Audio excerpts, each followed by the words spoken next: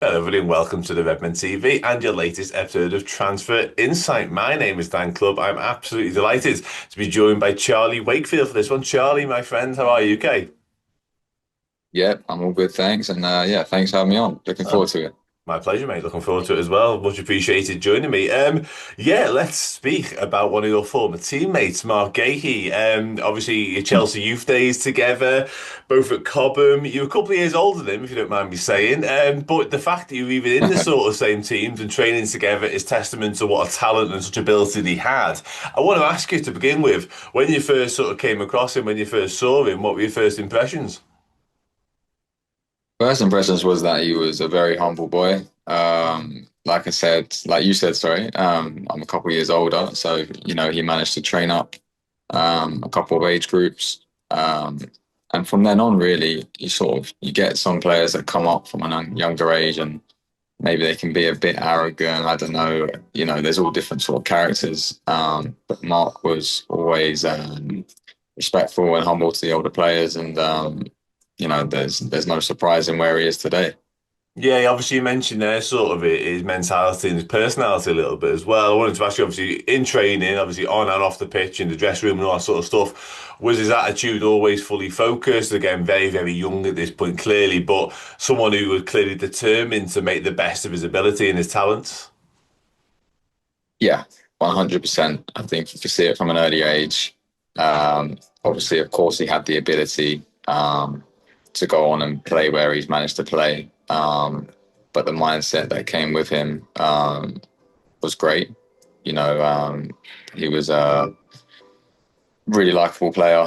Everyone always got on well with him. But like I said to you before, it's he just went about his business. I'd say it's the best way of describing him. He didn't need to talk too much and sort of let his performances do the talking. So no, he was. I had no doubt, and I'm not surprised that he's gone on to play at the top level. No, absolutely. Yeah, I had a quick look at some sort of like games you played together, and I found some highlights of an under-18s game against Reading. You provided an assist in that game. It's a hell of an assist, by the way. You downs past a couple and lay it off, and the finish is simple because of the I work that you. appreciate Oh, that. it was boss like, because of the work that you'd Yeah, done. But again, at that point, he was playing. He came on to sub in that game quite late on, but still, he was playing well ahead mm, of his years. He must have been like 14, 15 at the time. It's 10 years ago now. So I guess from sort of your perspective, playing with someone so young, but even like your teammates looking at a kid at that age, and the coach to have such a level of trust in him to drop him in at under 18s level when he's still, like I say, 15, that speaks volumes of his character and again, the ability that he had. yeah, exactly. Like you said, speaks volumes. I think going back to the point where I think a lot of players, especially in my age group, we had a lot of talented players coming through. I was very fortunate to play with the players I did. So whenever anyone sort of stepped up to train with us or play with us, it was a big deal. They and I think for me, I used to look at players coming through, and you could tell after the first couple sessions whether they, like I said with Mark, he was very, very much one of those players that went about his business, and a lot of players maybe didn't, and I think that's what let them down. Um, and to be 15, 16, like you said, playing in the squad we had, to show the trust that the coaches had in him from the very beginning. He'd been brought up in a great way. So yeah, he never let his feet get above the ground, as they say. And yeah, no, I'm just pleased to see where he's gone to. Yeah, absolutely. You mentioned some of the players you played with there. Trevor Chalobah was in around that sort of age group. Mason Mount, of course, as well. Andreas Yeah, Christensen, Ruben Loftus-Cheek. So yeah, you saw some and played alongside and trained with some high quality footballs. It's fair to say.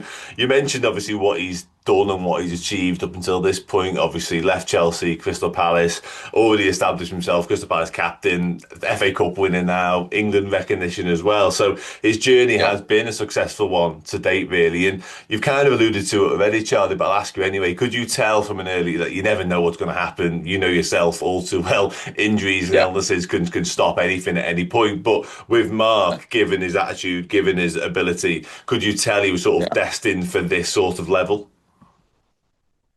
definitely. I think there were so many players that were, to be honest. Some haven't obviously gone on to make it that you thought that had the potential to. It was probably really hard to tell with a lot of players, but no, definitely. not surprised to see where he's gone. I think he had a real cool, calm, and collected way about him. I think I remember one game is in the UEFA Youth Champions League. He took a penalty. I think it was like the semi-finals. I'm going to say it might have been the quarterfinals. Um, and I don't know if you've seen it. Like the penalty was just like to take it the way he did in a high pressure moment. Considering he's a centre back, he that sort of summed up his cool, calm, and collectedness, and I think that's carried him into the professional game and playing at the top level. You need to have that. Obviously, he's got a great physique. He's strong, as well as his technical ability. But having that cool, calm, and collectedness when he's playing, which you can see, I think is what sort of stands him out. You know, look at what he did in the Euros last year for England. He was like, I'd probably say the best player in the team. So I think he had a lot of weight on his shoulders, and that sort of just shows um, the cool, calm, and collectedness that I spoke about. At the highest pressure moment of his career, he steps up to the plate. So he's also got that in him as well. Where, I suppose playing at Anfield is obviously one of the probably most hardest things to do, whether you're playing for Liverpool or against Liverpool. Going to Anfield, it's like you've got such a passionate crowd that want the best for the club, right? So, it's going to be a high pressured environment for him, which I think he'll thrive in. Yeah, If sounds he like signs, I don't really know what the no, updates yeah, we're not are. sure yet. Obviously, we are speaking ahead of time here, of course we are, yeah. But yeah, it sounds like from what you're saying, they'll be able to take it in his stride. And I wanted to ask you just sort of finally to round off on him, because again, you were like a forward player, you made things happen, as mentioned, with that assist a moment ago.